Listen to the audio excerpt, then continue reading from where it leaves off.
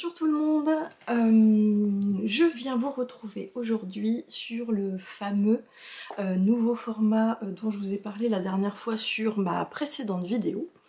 Voilà, j'ai pas mal cogité pour essayer de faire un format un petit peu qui change par rapport à d'habitude, qui me permette également voilà, de trouver moi-même aussi du plaisir un petit peu à renouveler ce que j'ai l'habitude de vous montrer. Et je vais donc inaugurer avec cet épisode cette nouvelle formule que je pense en fait intercaler avec des formats de podcast traditionnels, parce que vous allez vite comprendre que je ne pourrai pas non plus faire cette formule-là pour toutes mes réalisations couture.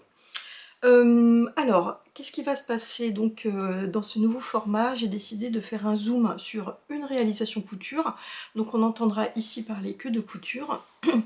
Donc une réalisation couture que je vais choisir et pour laquelle je vais commencer comme d'habitude à vous montrer ma réalisation, le patron et tous les détails que j'ai pu faire dessus. Donc là, il n'y aura pas grand chose qui va changer, sauf que je vais prendre le temps encore plus que d'habitude peut-être à vous montrer tous les détails de ma cousette. Et je vais extraire en quelque sorte un détail technique de cette réalisation couture sur lesquels je vais vous faire en deuxième partie en fait une sorte de zoom.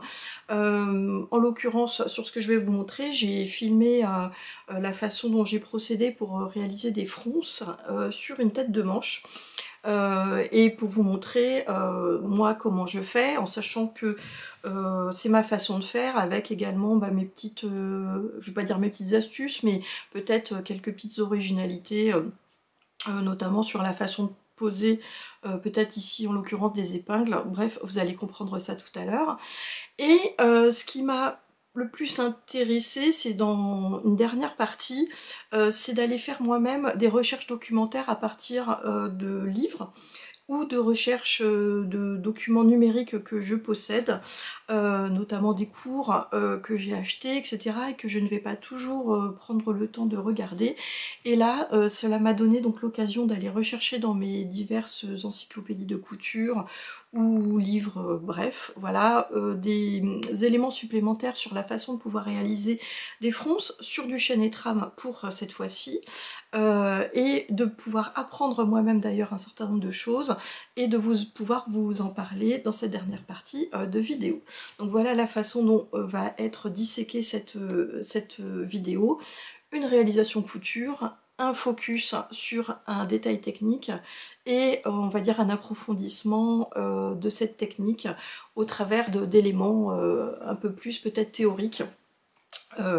Voilà, donc j'espère que ça vous plaira, vous me direz ça en fin de vidéo. En tout cas, moi, l'avantage que ça a, c'est que, et ce que j'ai beaucoup aimé, c'est le fait que ça m'incite à aller chercher des éléments supplémentaires. Et vous le savez, j'adore me documenter, donc j'achète beaucoup aussi d'ouvrages, de livres de couture. En tout cas, j'en achetais beaucoup jusqu'à peu, jusqu'à ce que ma bibliothèque soit quasiment pleine. Et cela me fait plaisir d'avoir l'occasion d'y retourner pour rechercher ces éléments supplémentaires que j'essaye ensuite de vous partager. Donc du coup vous comprenez pourquoi je ne pourrais pas faire ça pour toutes mes réalisations couture, ce serait vraiment beaucoup trop long et enfin ce serait pas possible, envisageable, et donc c'est la raison pour laquelle je les ferai bref, entrecoupé de vidéos, podcasts habituels, couture et tricot, puisque je veux également vous parler tricot sur ma chaîne. Donc je pense que les vidéos podcasts habituelles finalement ne changeront pas, et que ça, ce seront peut-être voilà, des vidéos que j'inclurai par touche, en fonction aussi de la façon dont vous le recevrez, et puis la façon dont moi, ça me plaira de trouver des sujets aussi à vous partager. Voilà, donc on commence tout de suite. Juste une petite chose sur ce que je porte aujourd'hui. Voilà, je porte ma chemise stretchy de Moi Je Couds, voilà, donc qui est parfaitement adaptée à la météo fraîche des derniers moments, avec ses manches longues, ce jersey qui est d'épaisseur moyenne et ces couleurs qui ne sont pas printanières. puisque en ce moment, on aura bien compris qu'on cherche le printemps, mais qu'on a un peu de mal à le trouver. On y va, c'est parti.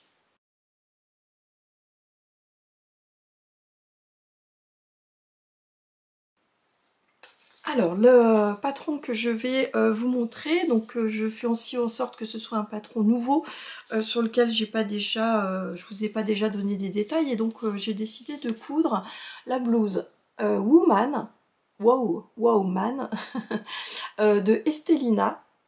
Donc Estelina Bordeaux, je crois, ou Estelina, donc qui est un patron que m'a fait découvrir ma copine Servane, à qui je fais des gros bisous, puisqu'elle en a réalisé une version super jolie voilà, dernièrement, et elle m'a fait découvrir ce patron qui est effectivement très joli et qui sort un petit peu des, je dirais, des sentiers battus des blouses habituelles, par le fait qu'il s'agisse, donc c'est une blouse en chaîne et trame, donc c'est déjà une blouse qui va du 34 au 50 pour le prix, je vous l'indiquerai ici.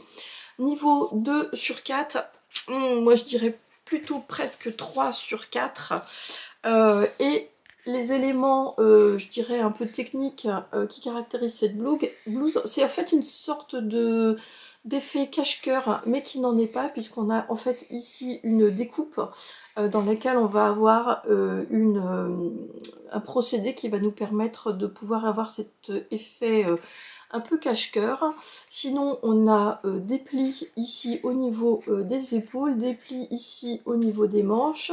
Nous avons des têtes de manches ici qui sont froncées, qui seront donc le point sur lequel je vous expliquerai moi en tout cas comment je l'ai réalisé. Nous avons également des poignets de manches, une fente indéchirable et des poignets à réaliser, donc et plus évidemment cet élément qui est ici, qui est également un élément un petit peu technique. Donc vous voyez que ça fait quand même pas mal de points qui, moi, m'incitent à plutôt vous dire que le niveau est intermédiaire, compte tenu aussi du fait que je trouve qu'il y a quand même plusieurs points, et qui sont des points techniques sur lesquels cela manque de support explicatif, que ce soit par écrit, schéma ou par vidéo, puisqu'il n'y a pas de vidéo en l'occurrence ici. Donc voilà, je me suis retrouvée un petit peu à rechercher des vidéos d'autres marques pour refaire un certain nombre de ces points. Donc pour moi, un niveau, je dirais plutôt intermédiaire avancé pour réaliser cette blouse. Surtout si vous n'avez jamais fait de blouse et que vous n'êtes pas familier avec les techniques un petit peu habituelles des blouses ou chemisiers.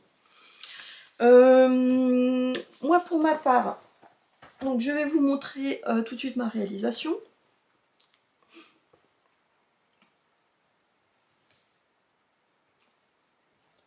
Alors on a une forme qui est plutôt droite.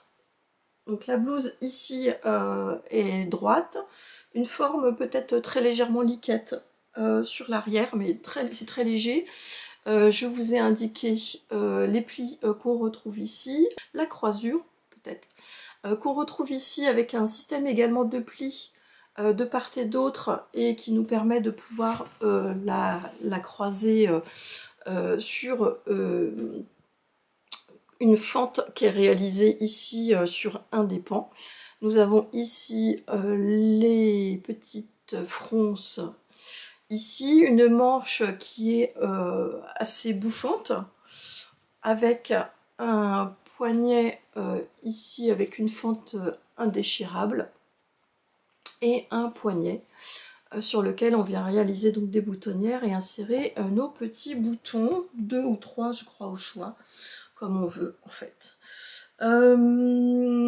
Le tissu, alors là il faut prendre un tissu qui est vraiment très fin et fluide, ne serait-ce que pour marquer ici l'encolure, et surtout ce cache-cœur qui est justement fait presque pour voilà, avoir une fluidité ici à ce niveau-là. Alors je vous indique tout de suite que moi je mets juste un petit caraco en dessous, une brassière, ou sinon il faut prioriser aussi peut-être de mettre un petit bouton, voilà, une petite fermeture ici, parce que sinon ça baille sûrement très très facilement au niveau de cette encolure. Alors moi j'ai pris un tissu que j'avais dans mon stock, donc c'est une viscose qui est assez fine, enfin en tout cas qui se tient très bien, qui en plus je trouve ne se froisse pas beaucoup. J'ai un doute, hein, je me demandais si je l'avais acheté chez Mondial Tissu et je crois me rappeler que c'était peut-être finalement une viscose que j'avais achetée il y a déjà quelques temps chez Papa Ours, cette belle boutique à côté de Lorient qui a malheureusement fermé. J'en profite pour vous montrer également le détail. Donc ici on a une finition au biais avec le fait que ce soit pris ici dans la... Alors c'est pas une parmenture, hein, mais c'est donc l'encolure qui est reprise sur l'intérieur et qui prend en sandwich. Ici, cette finition au biais. D'ailleurs, ça m'a beaucoup fait penser au détail ici de la blouse Sophia de la maison Victor, si ce n'est que la blouse Sophia se fait dans de la maille. Et là, en fait, c'est quasiment... alors, c'est vraiment beaucoup de similitudes avec la blouse Sophia au niveau de tout ce montage ici, là, autour de l'encolure. Donc si vous êtes coutumier de cette façon de faire sur la blouse Sophia, vous serez un petit peu moins surpris en fait par le détail qu'on retrouve ici. Donc je devais avoir 1,50 m de cette viscose et en fait cette blouse m'a pris que 1,30 m pour la taille 40 que j'ai prise intégralement pour l'ensemble de cette blouse, puisqu'effectivement c'est une blouse qui est droite. J'ai pas eu à grader comme je le fais habituellement au niveau de la taille, donc j'ai pris en considération le tour de poitrine et tour de hanche, et donc là ça correspondait dans la nomenclature de la créatrice à la taille 40. Et donc j'ai utilisé 1,30 m de tissu, ce qui fait que je trouve que pour une blouse manche longue, je la trouve assez peu gourmande en tissu, ce qui est quand même quelque chose d'assez intéressant. Donc, comme je vous le disais, j'ai trouvé qu'elle est très intéressante à réaliser avec ces détails voilà, d'encolure, qui est très féminine. Tous ces petits détails voilà, techniques et qui sont également qui participent à en faire une blouse qui est indiquée effectivement comme féminine. Et je la trouve quand même assez travaillée, mais voilà, j'ai trouvé que ça manquait d'informations ou de schémas, donc notamment je trouvais que pour voilà, les poignets et les fentes indéchirables, ça faisait longtemps que j'en avais pas fait, j'ai dû me reporter à une vidéo sur la chaîne YouTube de Majam, où il y a un tuto pour les fentes indéchirables qui est extrêmement bien fait, et en plus elle avait une chemise, alors je me rappelle plus le nom de la chemise, mais une chemise où elle expliquait aussi comment faire pour refaire le poignet. Comme je vous le disais, ça faisait longtemps que j'en avais pas réalisé. Et puis donc par exemple ici on nous expliquait pas comment dire, on nous explique pas l'ordre dans lequel on va poser les boutons pour que ce soit inversé aussi sur les deux poignets. Et vous savez, quand on fait une fente ici indéchirable, voilà, il y a ici un petit rebord à plier sur un côté, mais pas sur l'autre. Donc tout ça, c'est absolument pas présent en fait sur l'explication du livret, si ce n'est un petit schéma qui a été rajouté, mais que je trouve vraiment très peu, pas assez détaillé. Et je vais maintenant en venir à ce détail que j'ai décidé de mettre en focus sur cette vidéo et que je vous remontre. Donc ici il s'agit du détail de fronces sur lesquelles j'ai réalisé ici les têtes de manche, hein, donc c'est ce qui est préconisé. Et les fronces, en fait, moi, c'est toujours quelque chose que j'ai du mal à avoir en perfection. Donc c'est la raison pour laquelle c'était intéressant, en tout cas moi j'ai trouvé ça intéressant, d'essayer de parfaire ma connaissance un petit peu technique pour savoir comment est-ce qu'on arrivait à faire des fronces très régulières. parce que typiquement, voilà, je vais vous expliquer le cheminement de ma réflexion. J'ai bien compris la façon académique de faire 2 fils de fronce parallèles, mais parfois on vous dit que le premier fil de fronce doit être dans la marche couture et le deuxième à l'extérieur de la marche couture. Parfois on vous dit que les 2 fils de fronce doivent être dans la marche couture. Parfois, et donc quand on arrive à faire ces fronces, moi je sais pas vous comment ça se passe, mais quand je passe à l'étape de coudre, souvent elles se défont et en fait des plis apparaissent. Donc comment faire pour que ces plis restent bien et ne disparaissent pas au moment de la couture finale? Est-ce qu'il faut coudre avec les fronces sur le dessus ou les fronces sur le dessous? Donc voilà à peu près tout le panel de questions, moi qui restais un petit peu en suspens et où je faisais un petit peu mes expérimentations plutôt au moment où j'étais en train de coudre et de découvrir à la fin que ça allait ou que ça n'allait pas. Cela n'allait pas. Donc je vais vous montrer là en vous insérant tout de suite du coup la façon dont j'ai réalisé avant de me plonger un petit peu dans la documentation livre et vidéo. Je vous ai montré comment je faisais avec déjà quelques petites techniques et je vais donc vous mettre cette vidéo tout de suite.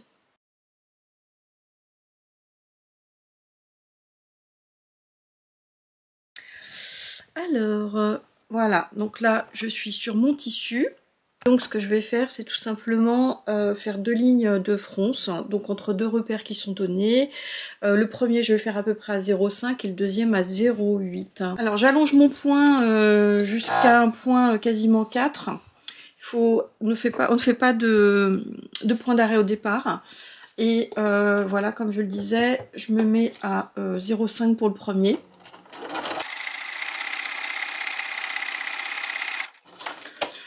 On ne fait pas de point d'arrêt pour la fin et on laisse devant et à l'arrière une large dimension de fil. Je fais la même chose en ne faisant que bouger en fait mon aiguille de ma machine à coudre pour obtenir en fait une ligne qui soit parallèle à la première.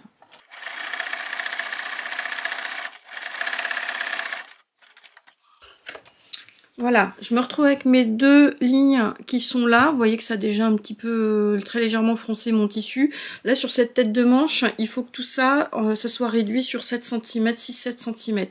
Alors, ce que je trouve toujours plus facile, c'est de prendre les 2 fils uniquement sur l'arrière. Je trouve que ça, en tout cas, ça coulisse beaucoup mieux que de prendre les fils qui sont sur l'avant. Donc là, vous voyez, hop, tout de suite, ça vient. Et je crois que c'est parce que le chemin qui est fait par les fils à l'arrière est plus court.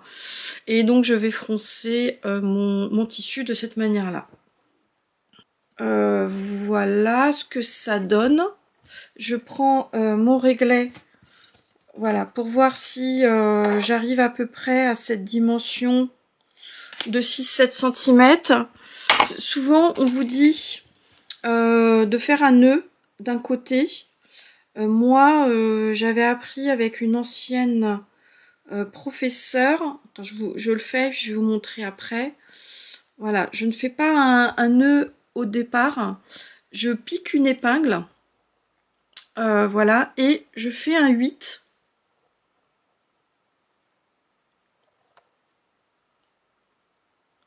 Voilà, je fais un 8 plusieurs fois autour de mon épingle, ce qui fait que ça bloque ici de mon côté et que si jamais j'ai besoin de reprendre mes fronces, je suis pas embêtée, j'ai juste en fait à enlever mon épingle et ça se défait.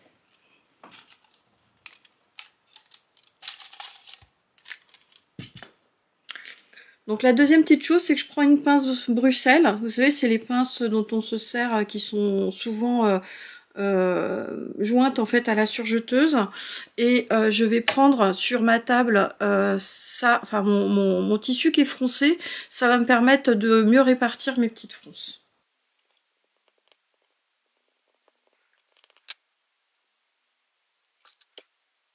Bon, une fois que c'est à peu près fait, je fais la même chose, je pique une épingle et je fais un 8 avec mon fil tout autour. Voilà, je recalcule plusieurs fois. Voilà, combien ça fait, ça doit être bon. Je répartis encore une fois mes fronces pour qu'il y en ait un peu au début, un peu au milieu et que ce soit relativement régulier. Voilà, et puis une fois qu'on obtient quelque chose qui est assez satisfaisant, en fait moi je m'aperçois que quand on passe ensuite à la couture, ça a tendance à se défaire ou à faire des plis. Donc maintenant là ce que je vais faire, c'est que je vais passer à mon fer à repasser pour carrément passer un coup de vapeur sur mes fronces pour que en quelque sorte ça les fige. Me revoilà donc avec mes petites fronces que je viens de passer sous le fer à repasser. Et donc ce que j'ai vu, c'est qu'au niveau du fer à repasser, c'est mieux si jamais on le passe sur l'intérieur des fronces et non pas sur l'extérieur. Donc uniquement sur cette partie là. Donc là, ça permet, je trouve, de pouvoir les stabiliser et d'éviter qu'elles se défassent au moment de la couture. Donc là maintenant, je repasse sur ma machine à coudre. Et je vais assembler mon haut et ma manche, et juste pour vous montrer le résultat final. Alors le résultat final, je vais tricher un peu pour vous remontrer ce que ça a donné sur l'autre manche que j'ai déjà faite. Voilà, voilà. Donc là c'est la tête de manche, et je trouve que c'est plutôt harmonieux. Alors ça dépend aussi voilà, du tissu que vous utilisez. Bon, c'est pas hyper non plus, c'est pas parfait, hein, toujours, mais on voit peut-être mieux sur l'intérieur. Voilà, c'est pas mal du tout, même s'il y a des endroits où les fronces se sont un petit peu défaits, mais en tout cas, voilà. Donc ça, c'était ma technique à moi, où je voulais vous montrer comment je réalisais mes fronces.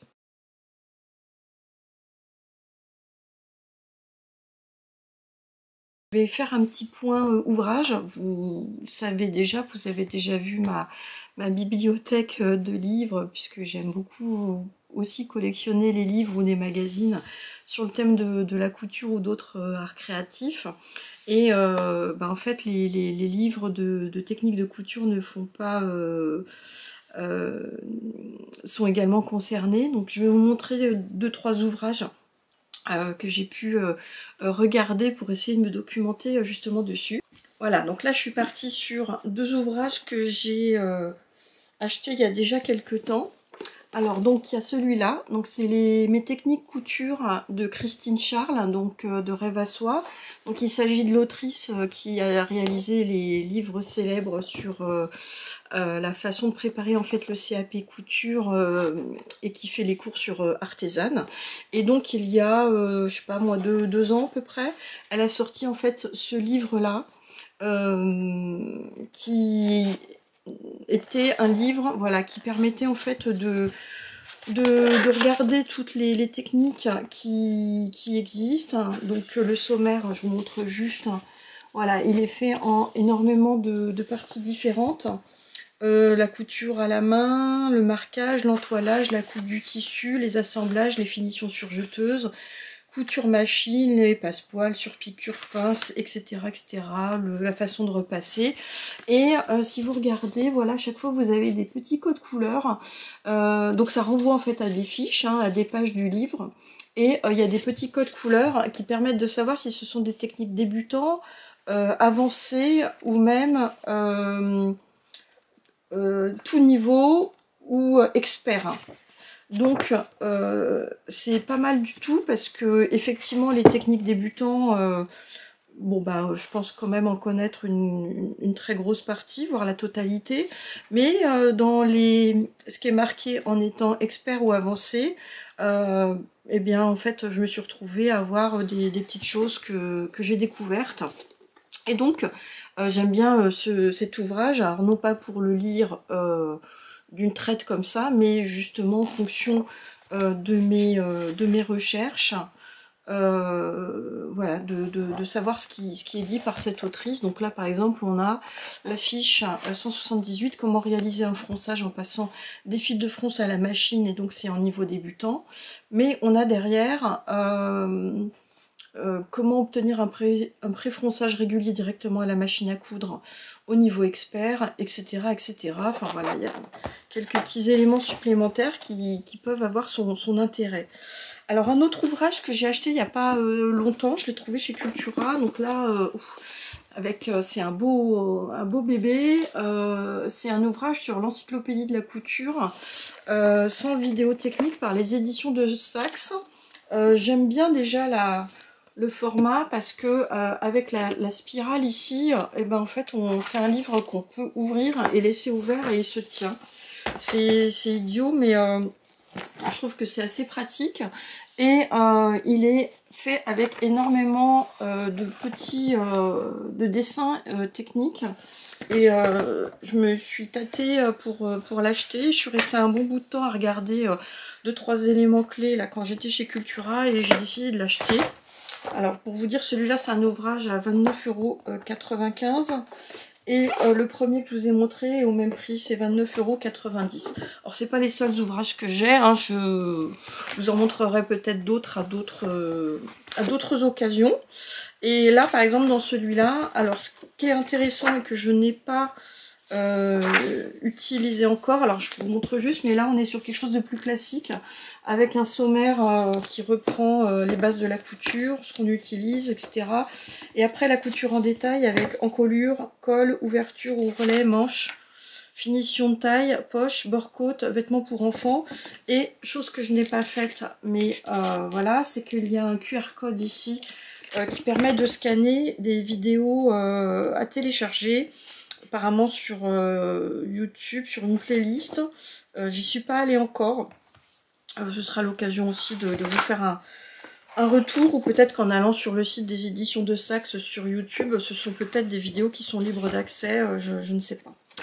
Alors, voilà, donc ça c'est pour vous indiquer quelles sont mes sources. Et ma troisième source là que j'ai regardé un peu pour essayer de trouver des petites choses complémentaires sur les fronces, c'est que moi je suis abonnée à au niveau cours à Urban Ferry, donc Elsa Couture, qui propose un abonnement à 10 € par mois avec un accès complet en fait à toutes les vidéos qu'elle a déjà fait depuis des années. Et il y en a une qui s'intitule, je crois, 17 façons de froncer. Et donc, voilà, donc je les ai pas encore toutes regardées. Enfin, j'ai regardé celles qui m'intéressaient, mais donc elles parlent autant des techniques traditionnelles comme celles que je viens de vous montrer là, que d'autres façons un petit peu plus originales. Certaines j'en connaissais, et là j'en ai découverte une autre dont je vais vous parler très rapidement, parce que je la connaissais pas et j'ai trouvé ça très, très intéressant. Alors, voilà, donc là c'est le complément dont je voulais vous faire part. Donc tout d'abord sur la méthode traditionnelle. Chose que j'ai découvert un petit peu au fil de mes lectures. Donc vous avez vu tout à l'heure que moi j'ai fait les 2 fils de fronce finalement dans ma marche couture. Mais je sais qu'il y a des patrons qui proposent de faire une première ligne couture à l'intérieur de la marche couture et une deuxième ligne parallèle au-delà de la marche couture, ce qui fait qu'à la fin on va coudre la couture définitive entre les deux. Donc je me suis demandé pourquoi est-ce qu'il y avait 2 façons de faire, et j'ai trouvé quand même une raison qui est donnée dans le livre de Christine Charles notamment, qui indique en fait la façon plutôt débutante, c'est justement de faire des fils de fronce de part et d'autre de la ligne définitive de couture, puisque en fait ça va nous permettre entre ces 2 lignes d'avoir le fronçage et d'être beaucoup plus assuré pour respecter en fait les fronces qui ne vont pas se défaire. Donc c'est une technique qui va permettre d'avoir des fronces plus précises. Elle a toutefois un inconvénient, c'est qu'on va être obligé cette fois-ci d'enlever au moins un fil de fronce, celui qui se verrait à l'extérieur une fois la couture définitive réalisée, et que quand on enlève en fait un fil de fronce, si on a un tissu type viscose, soie, etc., mais qui est très fin, et eh bien on a même si on utilise une aiguille Microtex, on a des trous qui ont pu se former dans le tissu. Alors même si les trous, en fait, après, on peut les passer à l'ongle et que c'est uniquement le tissu, en fait, la trame du tissu qui a été un petit peu écartée, toutefois, ça peut quand même un petit peu abîmer le tissu, surtout si on enlève le fil, qu'il a tendance un petit peu à résister. Donc ça, c'est l'inconvénient de cette technique-là.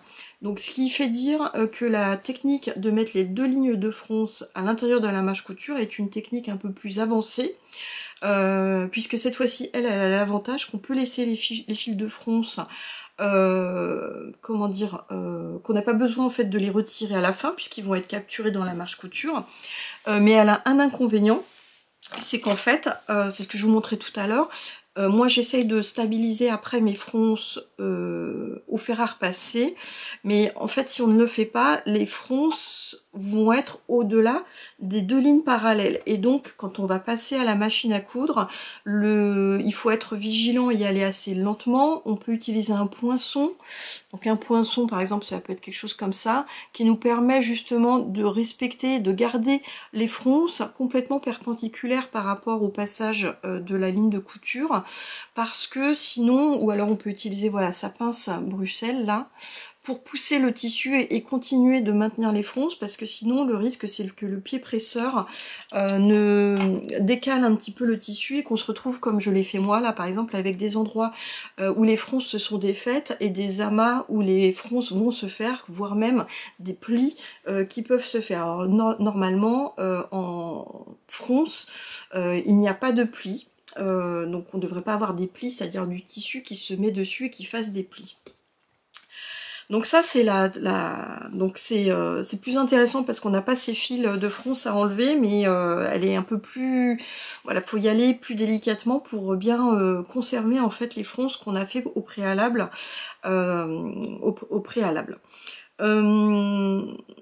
Ce que je voulais vous dire au-dessus également, c'est quelque chose cette fois-ci que j'ai vu dans ce livre-là et que je ne connaissais pas du tout. C'est que il est indiqué qu'il est plus efficace de faire non pas des lignes de fronce droites, mais dans la mesure du possible, de faire des ondulations comme des petites vagues, et donc de faire les 2 lignes comme des petites vagues. Donc je suppose que la petite vague va effectivement amener plus de tissu au moment de la vague comme ça, et donc apparemment les fronces seraient plus denses quand on fait cet élément-là. Donc je vous montre la page qui est indiquée dessus, voilà, qui est indiquée ici, hop, qui est indiquée pour donner du volume aux fronces et qui est indiquée pour faire donc ces fronces avec ces petites ondulations.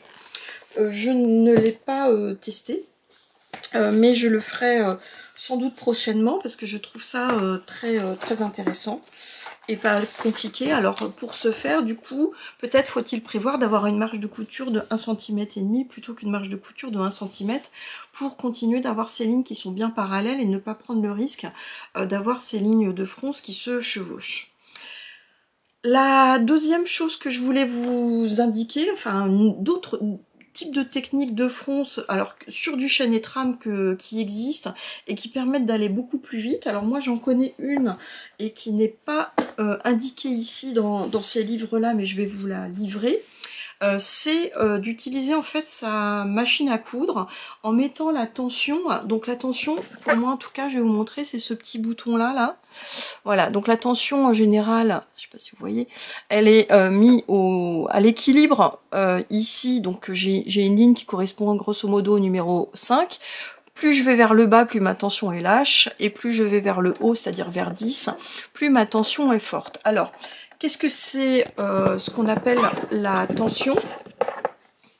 Eh bien la tension, c'est la force qui est exercée sur le fil quand la machine coud. Donc plus la force est importante, plus ça va retenir, et donc c'est une possibilité pour moi que j'avais, je sais plus entendu où, je sais plus du tout, mais pour pouvoir faire des fronces. Et donc ce que je vous propose, c'est alors ça dépend aussi de votre tissu.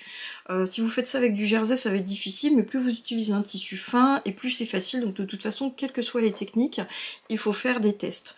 Et donc si vous prenez une viscose, moi j'ai pris ma viscose fine dans une chute, que je mets ma tension à 10 et qu'on met, on peut jouer également sur la longueur de point. Et là en l'occurrence il faut mettre un point qui est assez large. Et donc on se retrouve avec ça. Donc là moi j'ai mis tension 10 et la longueur du point à fond. Et je me suis retrouvée avec voilà ce fronçage qui s'est fait directement. Et si ça suffit pas, bah en fait on peut tout simplement, comme pour 2 fils, on peut réutiliser aussi son fil après de la canette, hop, pour continuer à froncer et éventuellement rajouter des fronces si on le désire. Ou alors on peut utiliser ça, fixer les fronces à la machine au fer à repasser et faire comme on a fait précédemment. Donc vous voyez que ça fronce quand même pas mal, hein. Donc là encore une fois ça dépend de votre tissu. Mais ça, c'est une technique qui est intéressante. Alors, elle ne permet pas, si vous avez une longueur prédéfinie très parfaite à avoir, par exemple comme sur ma manche, il fallait que j'arrive à avoir un tissu qui nous amène directement après à 6 ou 7 cm de fronce, ça permet pas de le faire. En revanche, si vous avez des fronces à faire sur toute une basque, par exemple, vous pouvez le faire. Vous prenez un tissu qui est même largement peut-être plus large que la longueur qui est préconisée au départ, vous froncez de cette manière-là, ça vous permet quand même déjà de pouvoir bien améliorer votre travail. Et puis si jamais c'est trop froncé, en fait ça se défronce. Enfin vous voyez, hop, on laisse suffisamment de fil avant et après, et on peut aussi réduire tout simplement les fronces avec cette technique. Alors ce qu'il ne faut pas oublier, je l'ai marqué ici, c'est qu'une fois qu'on a fait ça, il faut ne pas oublier de remettre sa tension à la normale. Ça c'est un classique, moi j'oublie et des fois je me retrouve avec ma couture suivante qui est froncée parce que j'ai oublié de remettre ma tension à la normale.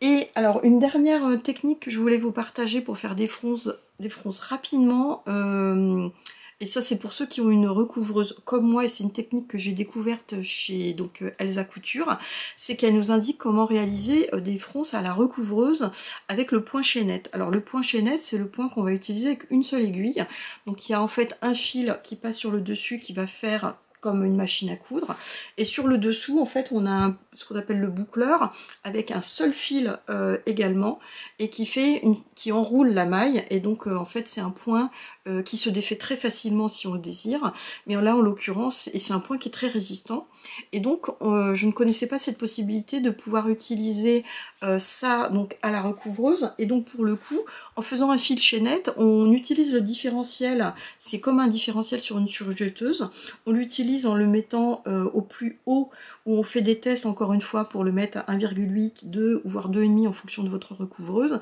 et ça fronce en fait le tissu.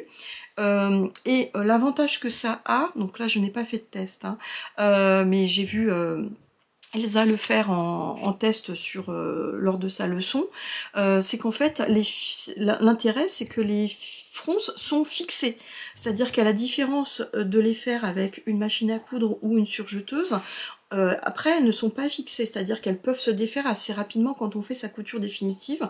Là en l'occurrence à la recouvreuse, le point chaînette va fixer les fronces, donc l'inconvénient c'est que on peut pas les défaire et les remanier un peu différemment, mais si jamais encore une fois on veut coudre par exemple une basque, on peut faire un test très rapidement sur un bout de tissu pour voir comment le fronçage va se faire, et une fois qu'on a bien trouvé le bon équilibre de fronce en fonction de son différentiel, on y va directement sur son tissu définitif et on peut faire des pans de jupe entiers directement sur cette manière-là, de cette manière-là. Donc moi j'essaierai également de le faire une prochaine fois parce que ça m'intrigue et ça me paraît surtout très intéressant puisque j'ai une recouvreuse. Je ne vous ai pas parlé de la même technique qu'on peut faire à la surjeteuse.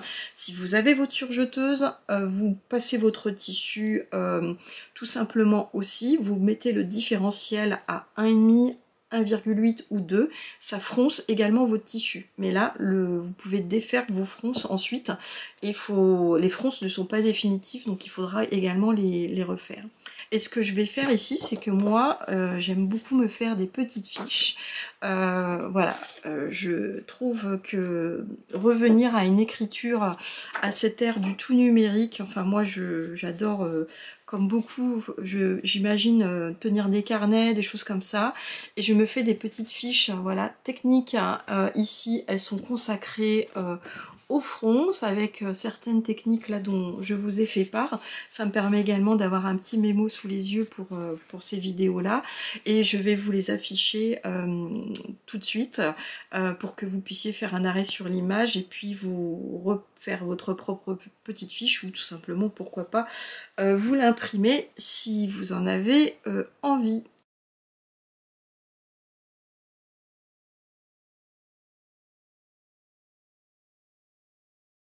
Voilà, donc encore une fois, puisque c'est une première, n'hésitez pas à me faire part de vos retours. Et puis bah, moi, je vous souhaite une bonne couture. Et puis j'attends, voilà, avec impatience vos petits commentaires. Et je vous dis à bientôt pour une nouvelle couture. Ciao!